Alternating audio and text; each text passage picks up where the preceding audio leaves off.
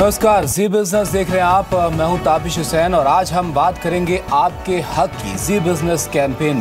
Builders की मनमानी और होम बायर्स की परेशानी से आप अच्छी तरह वाकिफ हैं, लेकिन 1 मई यानी कल से रियल एस्टेट सेक्टर में बड़ा बदलाव होने जा रहा है। पूरे देश में रियल एस्टेट रेगुलेटर एक्ट लागू होने के साथ ही बिल्डर्स पर न केवल लगाम लगेगी बल्कि ग्राहकों के साथ धोखाधड़ी करने पर जेल की हवा भी खानी पड़ सकती है। जी बिजनेस कैंपेन के जरिए कंज्यूमर्स को उनके अधिकारों को समझाने की लगातार कोशिश करता रहा है। इस पर हम बात करेंगे, लेकिन पहले जेपी इंफ्राटेक से जुड़ी बड़ी खबर आपको बताते हैं। जेपी इंफ्राटेक के डायरेक्टर के खिलाफ एफआईआर दर्ज हो गई है। मनोज गौर, सनी गौर और समीर गौर के खिलाफ यह मामला दर्ज किया गया है। नोएडा के सेक्टर 151 के अमन प्रोजेक्ट में पोजेशन में देरी को लेकर यह एफआईआर दर्ज की गई।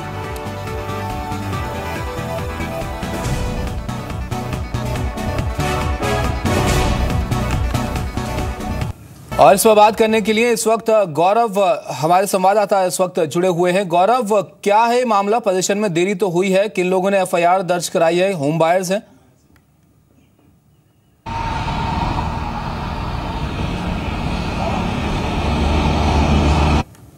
गौरव, सुन पा रहे हैं?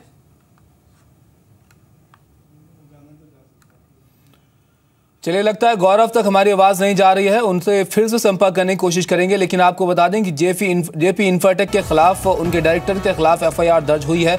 मनोज गौर, सनी गौर और समीर गौर के खिलाफ एफआईआर दर्ज कराई गई है और पोजीशन में देरी से जुड़ा हुआ ये मामला है। लगातार देखने को मिलता है कि जो वादे बिल्डर्स की तरफ से किए जाते हैं होम बायर्स से, वो पूरे नहीं हो पाते हैं। पोजीशन में अक्सर देरी होती हुई देखी गई है। नोएडा के सेक्टर 151 में अमन प्रोजेक्ट का ये मामला है, जिसको लेकर जेपी इंफ्राटेक के खिलाफ एफआईआर दर्ज कराई गई है पोजीशन में देरी को लेकर। और आपको ये भी बता दें कि कल से यानी 1 मई से एक बड़ा बदलाव रियल एस्टेट सेक्टर में होने वाला है, जिसके बाद उम्मीद है कि इस तरह से बिल्डर्स की मनमानी पर लगाम लगेगी और जो बायर्स हैं, होम बायर्स हैं, उनके अधिकार बढ़ेंगे। उनको उम्मीद बढ़ेगी कि उनके साथ जो वादे किए जाते हैं उनको निभाना ही पड़ेगा बिल्डर्स को। पूरे देश में रियल एस्टेट रेगुलेटर एक्ट लागू होने के साथ ही बिल्डर्स पर न केवल लगाम लगेगी बल्कि ग्राहकों के साथ जो धोखाधड़ी के मामले लगातार सामने आते रहे हैं, वो अगर अब भी आते हैं तो जेल की हवा भी बिल्डर को खानी पड़ सकती है। जी बिजनेस कैंपेन के जरिए कंज्यूमर को उनके अधिकारों को समझाने की लगातार कोशिश करता रहा है और इस पर लगातार हमारी कवरेज जारी भी रहेगी। लेकिन जेपी इंफ्राटेक से जुड़ी हुई खबर हम आपको बता रहे हैं। इस वक्त ये खबर है कि जेपी इंफ्राटेक के खिलाफ एफआईआर दर्ज कराई गई है, जेपी इंफ्राटेक के डायरेक्टर्स के खिलाफ, और जिसमें मनोज गौर, सनी गौर और समीर गौर का नाम शामिल है। और नोएडा के सेक्टर 151 के अमन प्रोजेक्ट में पोजीशन में देरी को लेकर ये एफआईआर दर्ज कराई गई। और गौरव इस वक्त फिर से जुड़ गए हमारे साथ। गौरव, सुन पा रहे हैं?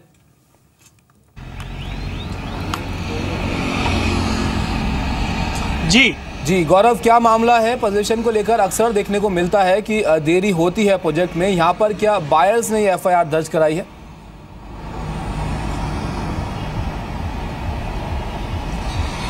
देखिए, बिल्कुल कल रात को हमारे पास ये खबर आई थी कि जेपी अमन प्रोजेक्ट के खिलाफ होम बायर्स ने एफआईआर दर्ज करवाई है। एक्सक्लूसिव हमारे पास एफआईआर की कॉपी है। देखिए, मुद्दा बिल्कुल साफ है कि यहाँ पर भी पोजीशन की लड़ाई है। होम बायर्स ने 2009 में बुकिंग करवाई थी, लेकिन 7 से 8 साल बीत जाने के बाद भी होम बायर्स को पोजीशन नहीं मिले, जिसकी वजह से उन्होंने एफआईआर दर्ज करवाई। देखिए, बिल्कुल जिस तरह से मामला हमने देखा है कि काफी लंबे समय से बिल्डर्स उनको आश्वासन दे रहे थे कि हर 6 महीने बाद उनको एक वादा किया जाता था कि 6 महीने के बाद आपका काम शुरू हो जाएगा, इसके अलावा पोजीशन दिया जाएगा। लेकिन 7 से 8 साल बीत जाने के बाद भी होम बायर्स को मिला है तो सिर्फ झूठा आश्वासन।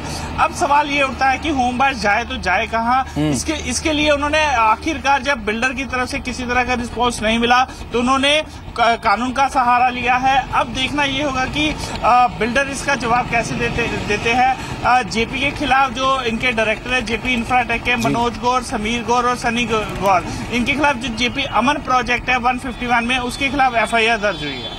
गौरव, 2009 बहुत लंबा वक्त हो गया इंतजार करते हुए इन लोगों को, लेकिन उम्मीद है कि कल से जब से रेरा लागू होगा तब से ये स्थितियां थोड़ी सी बदलेंगी। आप बने रहिए हमारे साथ। एक आम इंसान की अपने जीवन भर की कमाई से घर का सपना पूरा करने की चाहत अक्सर टूटती रही है। वजह है बिल्डर्स की मनमानी। लेकिन 1 मई से रियल एस्टेट सेक्टर में बड़ा बदलाव होने जा रहा है और पूरे देश में रियल एस्टेट रेगुलेटर एक्ट लागू होने के साथ ही बिल्डर्स पर न केवल लगाम लगेगी बल्कि ग्राहकों के साथ होने वाली धोखाधड़ी पर अब जेल की हवा भी खानी पड़ सकती है। बिल्डर की मनमानी होगी बंद।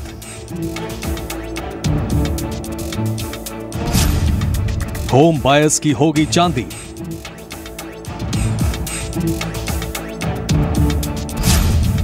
पोजीशन के लिए नहीं करना होगा इंतजार।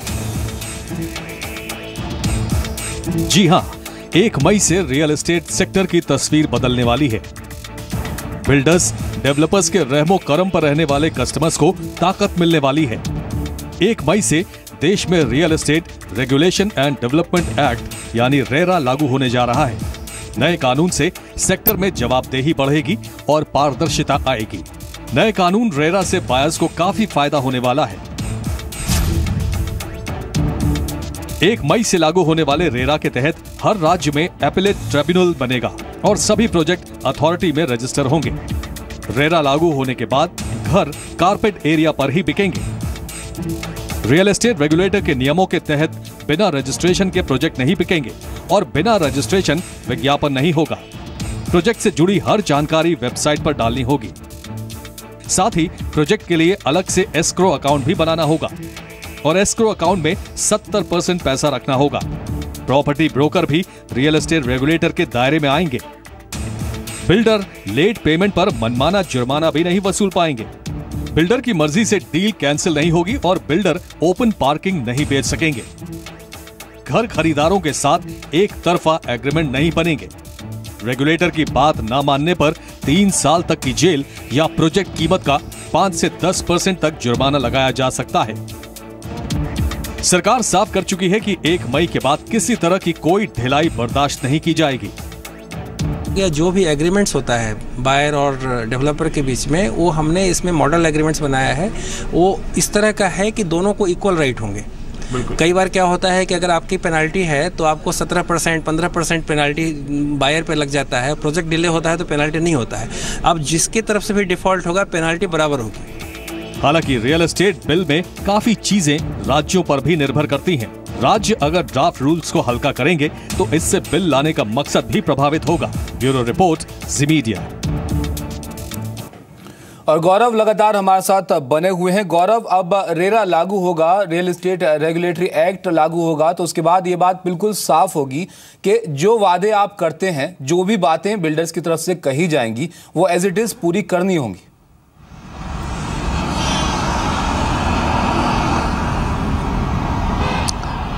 ताबिश, आप अपना क्वेश्चन एक बार रिपीट कर सकते हैं क्या? गौरव, आप सुन पा रहे हैं मेरी आवाज?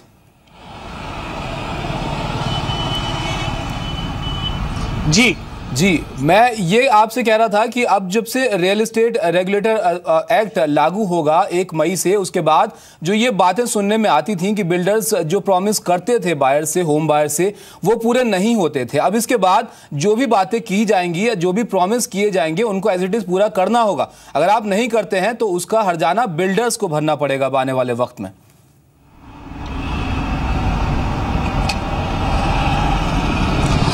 देखिए, बिल्कुल 1 मई को जिस तरह से रेरा को लागू किया जा रहा है, उम्मीद यही थी कि होम बायर्स के लिए काफी हक में ये नियम बनाए गए हैं। देखिए, होम बायर्स के एंड से काफी अच्छी चीजें हैं कि जो बिल्डर्स लगातार मनमानियां करते थे उस पर नकेल कसी जाएगी, एस्क्रो अकाउंट खोला जाएगा, 70% पैसा रखा जाएगा।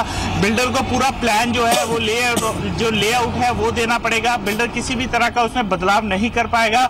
लेकिन यहाँ पर एक सवाल ये उठता है कि जो ऑनगोइंग प्रोजेक्ट्स है उसको लेकर प्रावधान क्या रखे गए हैं, उसको लेकर होम बायर्स काफी चिंतित है। तो हमारे साथ कुछ बायर्स जुड़े हैं, आइए उन्हीं की जुबानी जानते हैं कि वो रेरा को किस तरह से देखते हैं और उनको क्या लगता है कि ये जो रेरा पास हुआ है, 1 मई को रेरा लागू होगा पूरे देश भर में, उससे होम बायर्स को कितना फायदा होगा। सर, मैं आपसे जानना चाहूंगा कि जो रेरा को लागू किया जा रहा है 1 मई को, आपको क्या लगता है कि किस हद तक ये होम बायर्स के हक में फैसला करेगा? रेरा को देखिए, गवर्नमेंट जैसे प्लान कर रही है कि 1 मई से लागू हो जाएगा, पर हम बायर्स चाहते हैं कि जो ऑनगोइंग प्रोजेक्ट है वो उसमें शामिल किया जाए और उस पर जितनी कड़ी से कड़ी प्राविधान के अंदर उसको लागू किया जाए वो होना चाहिए, ताकि हम बायर्स को हमारे हक मिले और बिल्डर पर नकेल कसी जाए ताकि हमें अपना घर मिले टाइम बाउंड। तो ताबिश यहाँ पर ये वो होम बायर्स है जो पिछले 7 से 8 साल हो गए हैं कि बिल्डर्स के आगे दरकार करते हुए कि उन्हें उनका फ्लैट दिया जाए,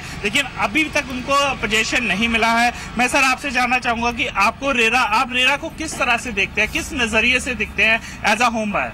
as a home buyer RERA जो नए प्रोजेक्ट्स हैं उनके लिए बहुत अच्छा है, बहुत बढ़िया है। और आज की दरकार ये है कि जो ऑनगोइंग प्रोजेक्ट्स हैं उनमें जो बायर परेशान हो रहे हैं, आज बायर डिमांड कर रहे हैं अपनी खुशियां, अपनी शेयर ऑफ हैप्पीनेस।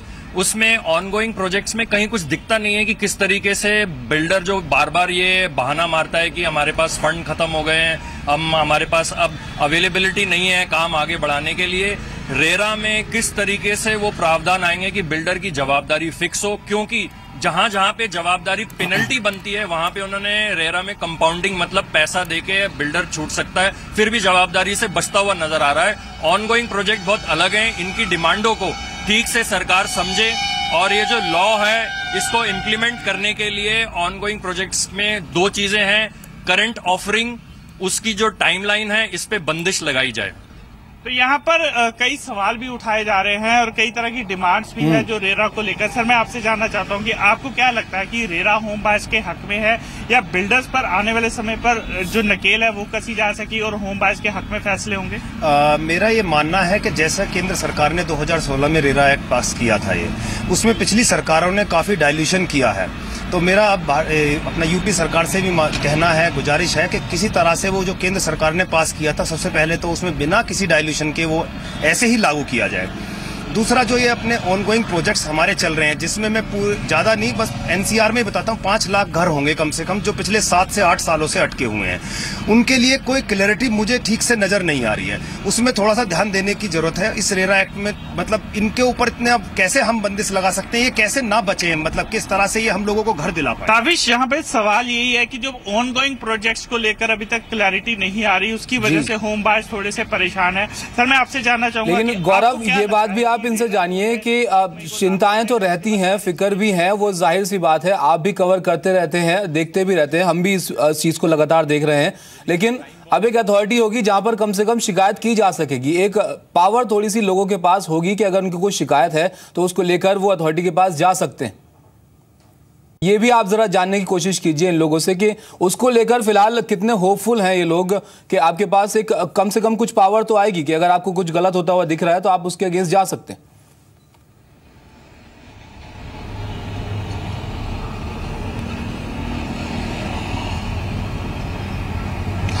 ताबिश आप अपना एक बार क्वेश्चन रिपीट कर सकते हैं?